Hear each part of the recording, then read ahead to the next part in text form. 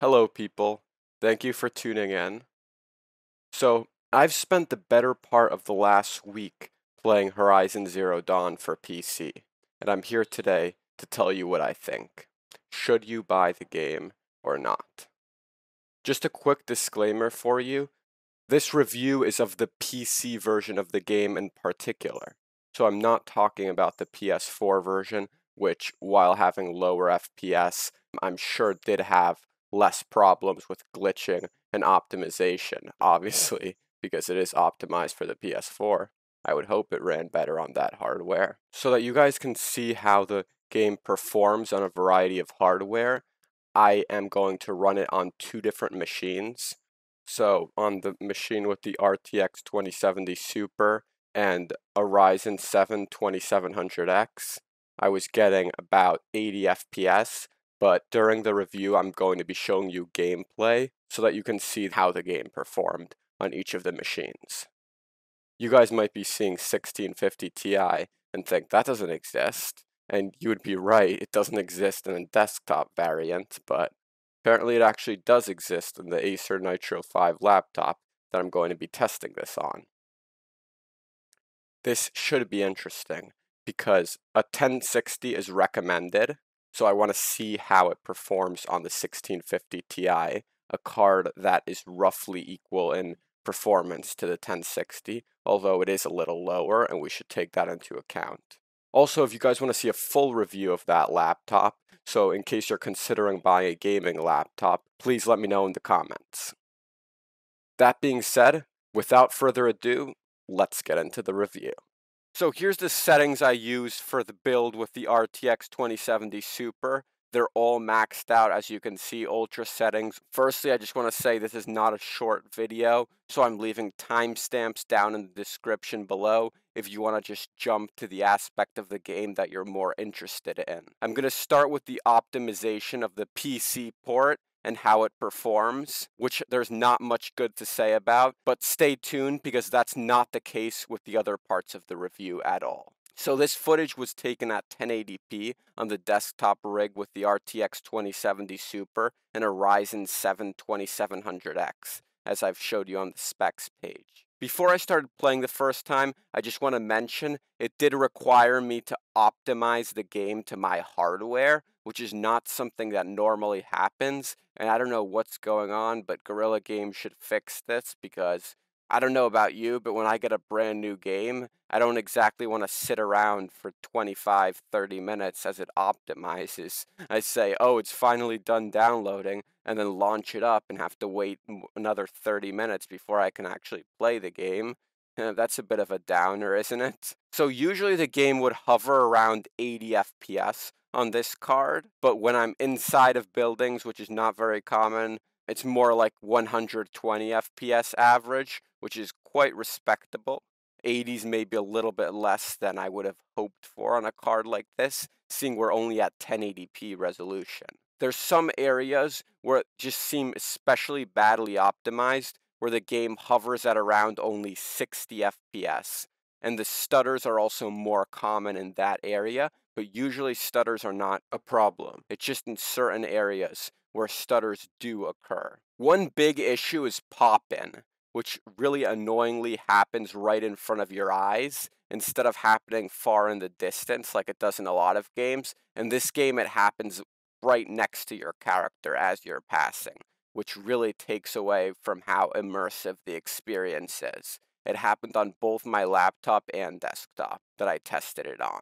There are occasional and sudden but luckily very short-lived drops into the 40 FPS range, usually lasting only a few seconds. The beginning of the game runs very well, aside from the pop-in, but several issues start happening after we leave the starting region of the game. Let's talk about optimization and performance. Some days I would fire up the game and it'd run great, and other days it just ran like an unoptimized mess, with long stutters happening a few times per minute, but this was not the most common thing. It just happens sometimes when I launch the game for whatever reason, and then usually relaunching it would fix the issues. So the game only actually crashed once, but there was a really weird problem where the game was not running. It would freeze up my screen and then just open up in Task Manager momentarily and say it crashed. And it would cause my screen to just freeze for like 5 seconds. So very weird because the game was not running. I would just be on my desktop or something and it would just happen. It did not happen on my laptop though. This issue I had only on my desktop. So maybe you will not encounter that issue. I just want to say that Guerrilla Games does deserve a little bit of slack, but just a little bit.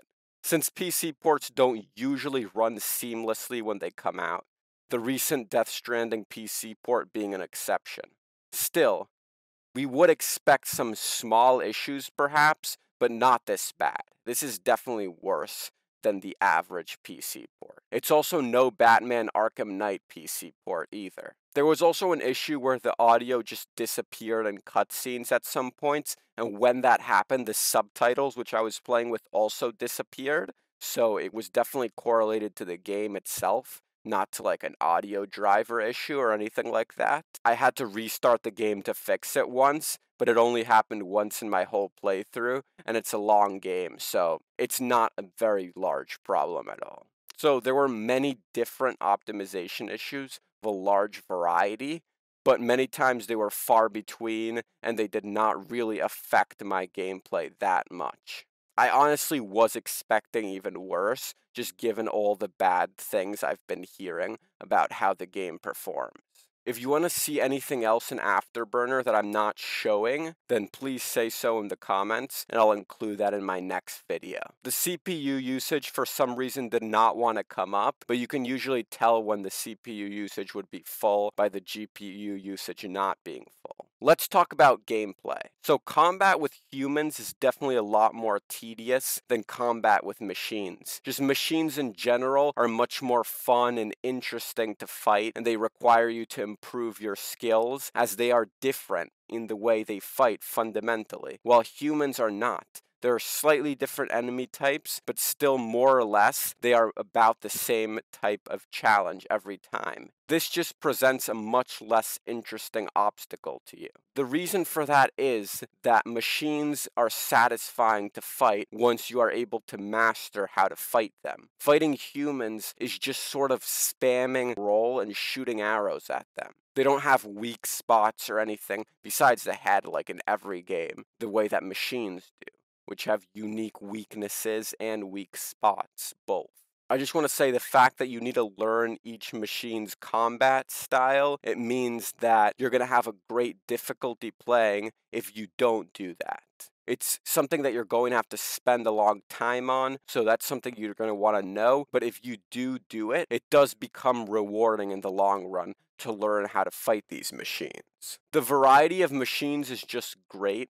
There are so many different types, and they all fight differently and have different weaknesses and different weak spots. Also, the machines look amazing, and the designs were just really creative all around. I ended up playing the game with a PS4 controller, which feels like the way that it's meant to be played. Of course, a mouse and keyboard is going to be better for aiming and getting headshots on humans in particular. Machines usually have larger weak spots. Still, using a mouse and keyboard was not worth the sacrifice of not being able to control Aloy as well, which is very important for dodging attacks, which is what you're going to have to do, especially when you're fighting machines that lunge at you. The machine combat aspect actually reminded me of fighting monsters in The Witcher 3 in some ways, like the same way that the monsters in The Witcher 3 had such great variety among them and different weaknesses and abilities. Of course, it's not all the same, since in The Witcher 3 you use mostly a sword. I mean, you did have a crossbow, but you used a sword, and this game you use mostly a bow, although there are some other weapons, which I did not find that great use for, honestly. There's a large variety of bows, but the bow in general would normally be what I'm using. Definitely unlike The Witcher 3, I did not care for the side quests in this game. Usually, I just ended up doing them to level up. They were not actually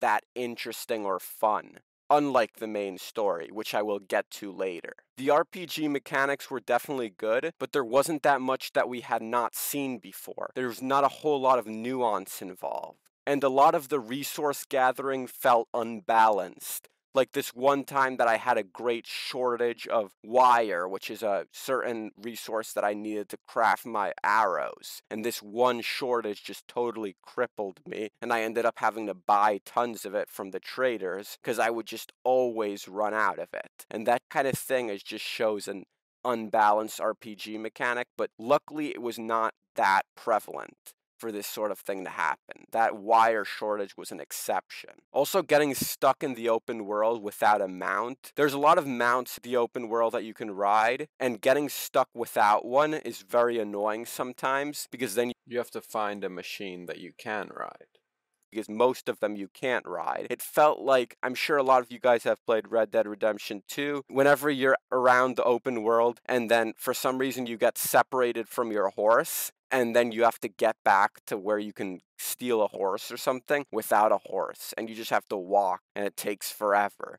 It felt like that. Even though you do have fast travel packs that can be used anywhere in Horizon Zero Dawn, they need to actually be crafted, strangely enough, or bought, so you don't have unlimited access to fast travel at all times.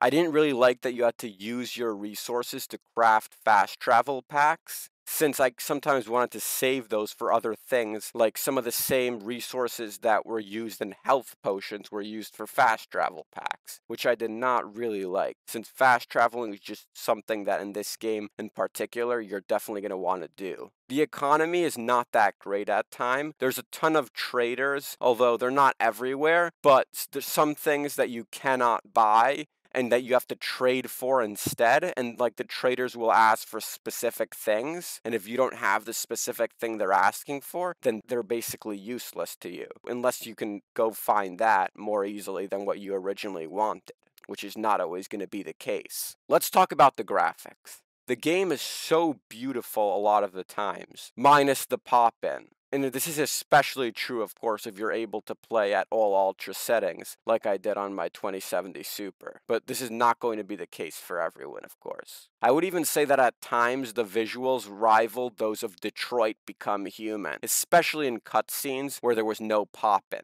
because the pop-in is what really took away from the graphics. If you have something more budget, like a 1060, the game will still look great at medium settings, which is actually how it looked originally even on the PS4 Pro. So you will not be missing out that much on visuals. FPS though, that's another story. The machines truly look amazing as well, just beautifully crafted. A lot of them look like animals, but some of them do not. And there's a whole catalog of them that you can read about if you want to actually learn about the different machines that inhabit this world. There's a big city called Meridian, which is very beautiful, and it kind of reminded me of Novigrad in The Witcher 3, but there's just much less to do in this city than there is in Novigrad, which, if you remember, there just has tons of quests and inns and activities to do. I really do wish there was more to do in Meridian, because it is a very nice idea and I really like the design of the city, but there just is no reason to stay there like there is a reason to wander the open world. All there really is there is some